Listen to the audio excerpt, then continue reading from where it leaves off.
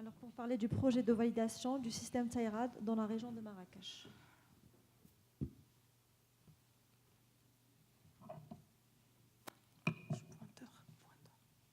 Alors, permettez-moi de vous présenter le fruit d'un travail colossal réalisé par les différents services, à savoir de radiologie, d'endocrinologie, d'ORL et également d'anatomopathologie du CHU Mohamed VI de Marrakech.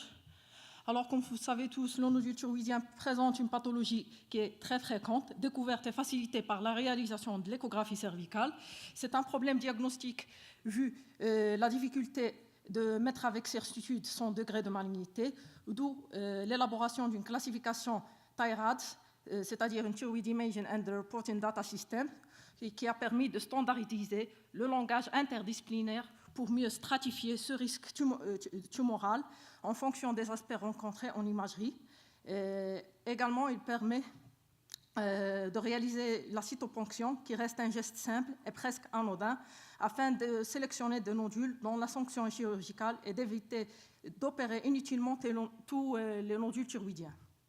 L'objectif de notre étude était de vérifier l'efficacité diagnostique du score TAIRAD en comparant les signes échographiques aux résultats cytologiques à travers une étude prospective étalée sur 2 ans. C'était, comme je viens de dire, une étude descriptive prospective résultant d'une collaboration entre les différents services déjà cités et également des centres de radiologie privés de Marrakech afin d'établir un score régional sous le nom de MTAIRAD, c'est-à-dire Marrakech TAIRAD, corrélant les résultats échographiques aux résultats des cytoponctions éco-guidées réalisées à l'aiguille fine. Pour les populations cibles, pour les critères d'inclusion, c'était tout patient consultant ou suivi pour un ou plusieurs nodules thyroïdiens, quel que soit l'âge, ayant bénéficié d'une échographie thyroïdienne et d'une cytoponction avec preuve cytologique. Pour les critères d'exclusion, c'est bien entendu les patients n'ayant pas bénéficié d'une échographie thyroïdienne ou n'ayant pas de résultats cytologiques. Pour l'échographe, on a utilisé le Voluson P5 et le Logic P9 avec une sonde linéaire ou bien une sonde club de golf. La classification s'est basée sur le E-TAIRAD. Pour les variables étudiées, c'était le volume des nodules, la forme et l'orientation, le type d'icogénicité, le contenu, les limites, les contours, les classifications avec les sous-types, le tissu environnement également, le type de vascularisation et l'index de résistance.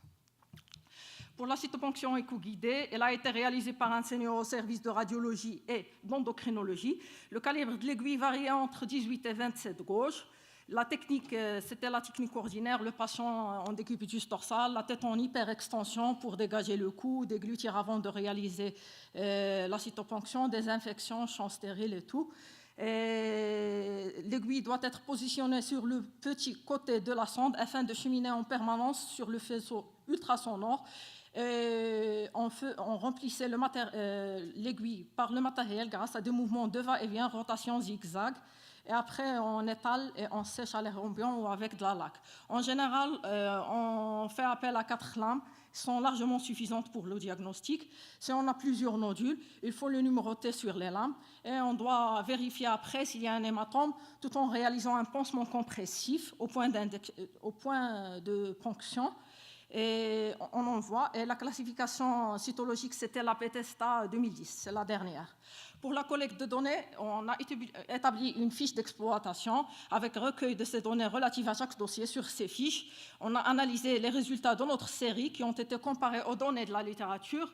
Pour les logiciels, c'était l'Excel 2010 et le Ki2 avec un seuil de significativité très large. Pour les résultats, notre étude a intéressé 470 patients recrutés à partir du secteur public dans 51% des cas et des secteurs privés de Marrakech dans 49% des cas. L'âge moyen était de 46 ans.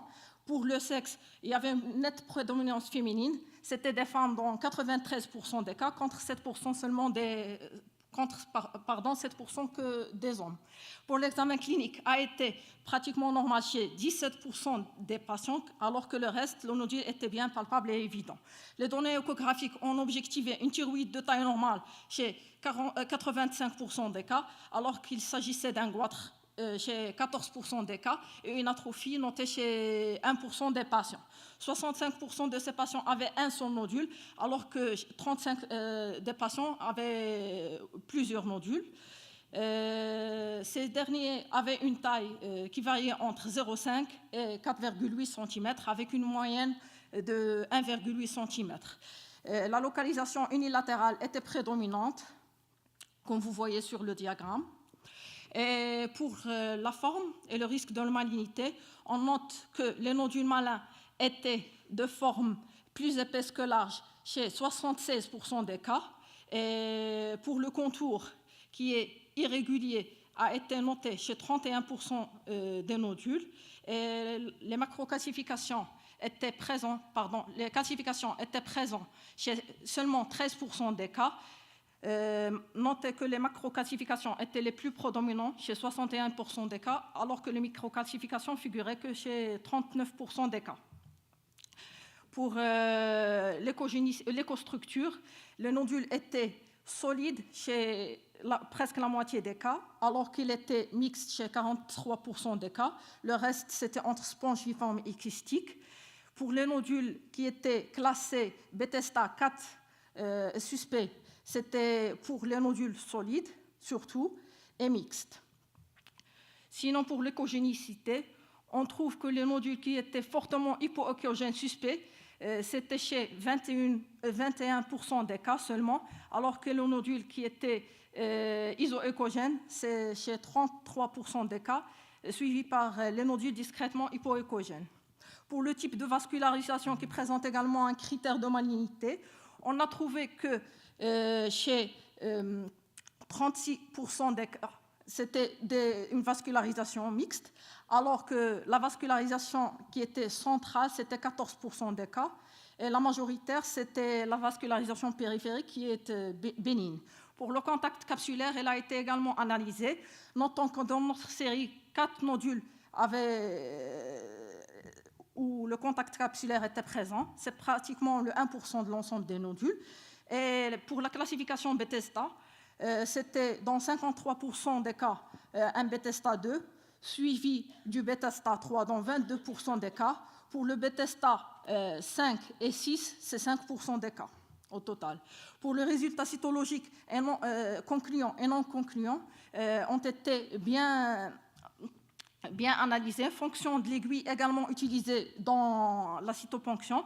Comme vous voyez sur le diagramme, les résultats qui étaient concluants, c'était surtout avec les aiguilles 21 gauche et 24 gauche.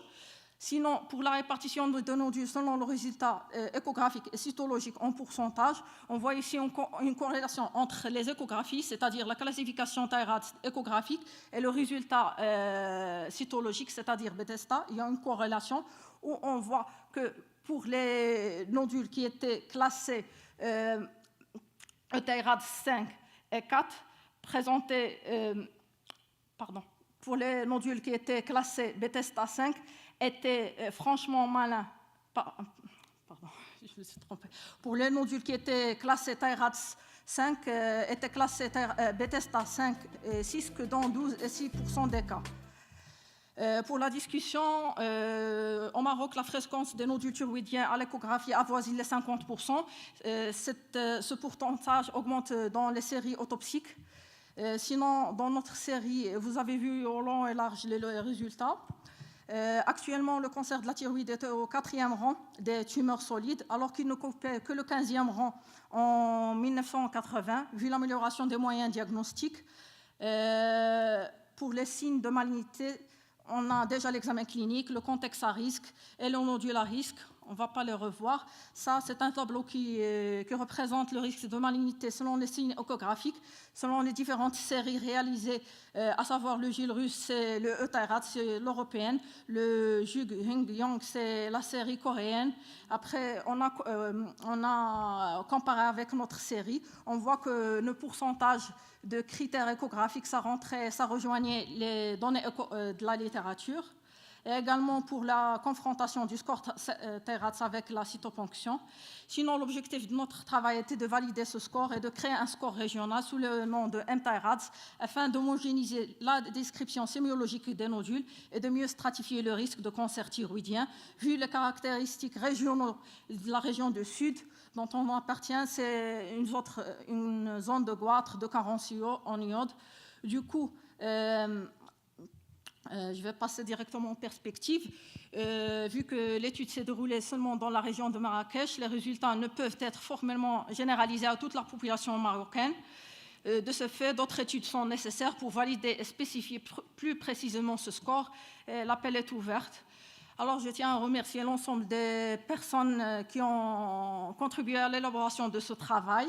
Également le groupe Thyroïde du Sud, où il y avait l'appel à l'étude, les laboratoires d'anatomopathologie privés de Marrakech. Et merci également à vous pour votre patience. Merci, Dr Askaoui. Effectivement, le système EUTSAIRAD nous permet une stratification du risque d'humanité pour chaque nodule. Et le couple échographie cytoponction nous permet, c'est un couple de sécurité avec une grande sensibilité et spécificité. J'ai juste une petite question par rapport à la fréquence de la sonde que vous avez utilisée pour l'échographie. Oui. C'était une sonde de haute fréquence? Oui, c'est 7,5 MHz. En fait, ce n'est pas suffisant parce que les classifications, vous les avez trouvées que dans 17% des cas, or que les microclassifications, c'est le signe qui a le plus de sensibilité et spécificité pour les cancers, qu'on le retrouve dans plus de 90%. Donc je suis sûre que si vous avez utilisé 18 MHz, vous allez trouver plus de microcales. On a même utilisé le club de golf. Mais vu, c'est-à-dire la tranche d'âge, déjà la moyenne d'âge, comme vous avez vu, c'était 46 ans à peu près. Ce n'était pas les âges extrêmes où il y avait le pourcentage de malignité. Comme c'est décrit dans la littérature, c'est les 60 et quelques. Malignité, on peut trouver même des jeunes, 30 ans, 18 ans. Il y a plus de cancer chez les jeunes que chez... Mais 17%, c'est peu parce que les microclassifications, c'est le signe le plus présent, le plus spécifique pour les carcinomes papillaires. Juste par complément, en fait, le service de radiologie maintenant, en fait, il utilise la sonde Club de Golf et ça lui a permis, en fait, on a eu en fait un regain quand même de diagnostic, de classification après l'utilisation de cette sonde. Donc, je pense qu'ils l'ont adopté il y a 2 ans, 18 mois, je pense. Il est super. C'est le Rolls-Royce des voitures, de la sonde d'échographie. Est-ce que vous avez d'autres questions?